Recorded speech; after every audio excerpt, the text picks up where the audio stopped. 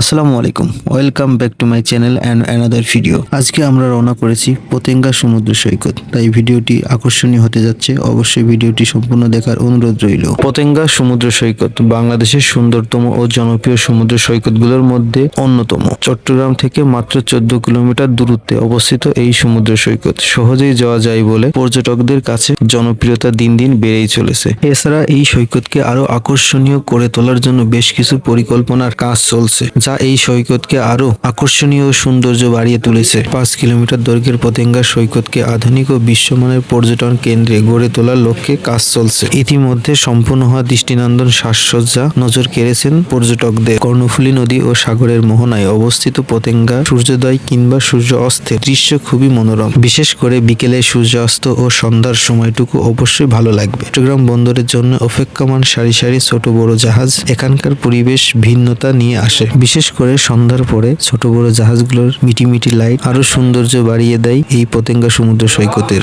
পতেঙ্গা সমুদ্র সৈকতে সারাদিন আপনার দিনটা যেমনই কাটুক না কেন, কিন্তু সন্ধ্যার পরে এখানকার মার্কেটগুলোর লাইটের যে সাজসজ্জা সেটা আপনার মন কেড়ে নেবে অবশ্যই। এছাড়াও পতেঙ্গা সমুদ্র সৈকতের মধ্যে ঘোরার জন্য রয়েছে স্পিড বোট, যেখানে করে আপনারা ঘুরতে পারবেন সমুদ্র সৈকতের মধ্যে এবং দেখতে পারবেন ছোটখাটো জাহাজ। এছাড়াও সমুদ্রের তীরে ঘোরার জন্য রয়েছে ঘোড়া এবং সি বাইক। কেনাকাটার জন্য রয়েছে বার্মিস মার্কেট।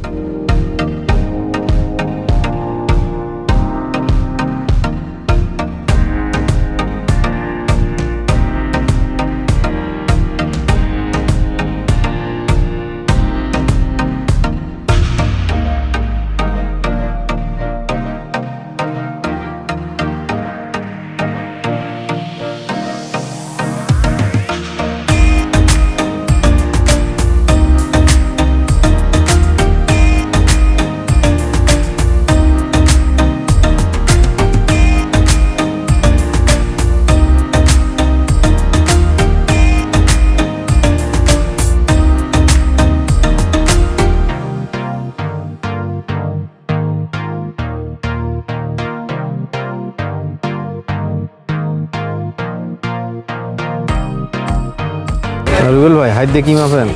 মানে ভাবে মাপ পাচ্ছে। ঠিক আছে, ভাবে এই দূরে তো হবে তো পাইতে যে মাপ দিলাম একটু। ভালো লাগছে? ভালো লাগছে এই দূরা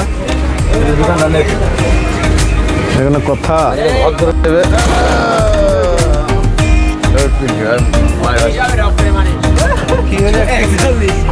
মেশিনই ভালো না। খাওয়া দাওয়ার জন্য রয়েছে হরেক রকম স্ট্রিট ফুড, আর সাথে তো থাকবে সি ফুড। ভাইয়া আমাদের একটা মাছ ফ্রাই গান দিয়া গান সব মাগান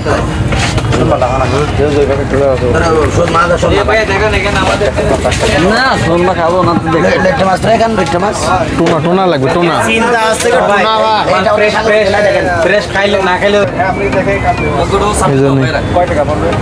আগে দেখবো কিছু সাইজ উপরে দাম আগে ফসল কোন হলে 2 কেজি পাই ফেলবেন, পছন্দ হলে কাটবো না নিয়ে যাবো। 1050 টাকা কেজি পড়বে বারবিকিউ সহ। ভাই নেটে চার দাম 800 টাকা কাঁচা দাম 1600 টাকা ভাই 1600 টাকা।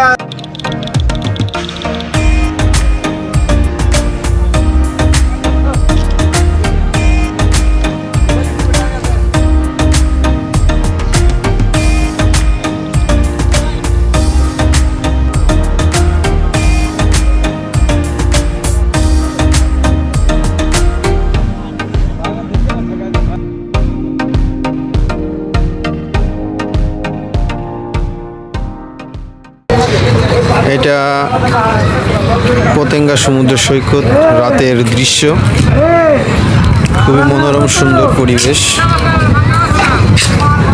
আমরা আসলে প্রথম যখন সকাল টাইম ঢুকি, অর্থাৎ সকাল না দুপুর টাইম, প্রচুর পরিমাণ রোদ থাকার কারণে এখানে জনশূন্যহীন অবস্থায় ছিল, খুব একটা আমাদের কাছে ভালো লাগছিল না। কিন্তু সন্ধ্যা নামার পরপরই এ যেন এক মেলার মাঠে পরিণত হয়েছে, যেখানে হাজার হাজার মানুষ জড়ো। আর সব থেকে সমুদ্রের মাঝখানে যে লাইটার জাহাজগুলো আছে বা বড় বড় জাহাজগুলো আছে, তাদের লাইট গুলা এত সুন্দর দৃশ্য দেখা যাচ্ছে। তা আসলে আপনারা ফোনের মাধ্যমে কতটুকু দেখতে পারছেন আমি বুঝতে পারছি না, কিন্তু আসলে নিজ চোখে দেখলে আপনারা বুঝতে পারবেন কত সুন্দর পরিবেশ। এটা এখানকার সব থেকে সুন্দরতম রেস্টুরেন্টের মধ্যে একটা, যার সৌন্দর্য আপনাদের দেখানোর জন্য চেষ্টা করছি। এখানে আপনারা আসলে যে কোনো ফিশ ফ্রাই বা বারবিকিউ যেটাই বলেন খেতে পারবেন। আমার বন্ধু পলাশ, এখানে একটা বড় ডিস্টার্ব আছে, সে হলো যে ক্যামেরাম্যানদের ডিস্টার্ব, যেটা আপনাকে সবসময় জ্বালাবে। যখন যেখানে যাবেন ভাই একটা ছবি তুলে দিই, ফ্রিতে তুলে দিই, এমনি তুলে দিই, মানে নানা রকম প্রশ্ন। তাছাড়া পরিবেশটা খুবই সুন্দর, আপনারা আসতে পারেন পতেঙ্গা সমুদ্র সৈকত। বিশেষ করে সন্ধ্যার পরে আসলে এই জায়গাটা এত সুন্দর একটা মনোরম পরিবেশ গড়ে তোলে, যা আপনাদের ভালো লাগবে অবশ্যই।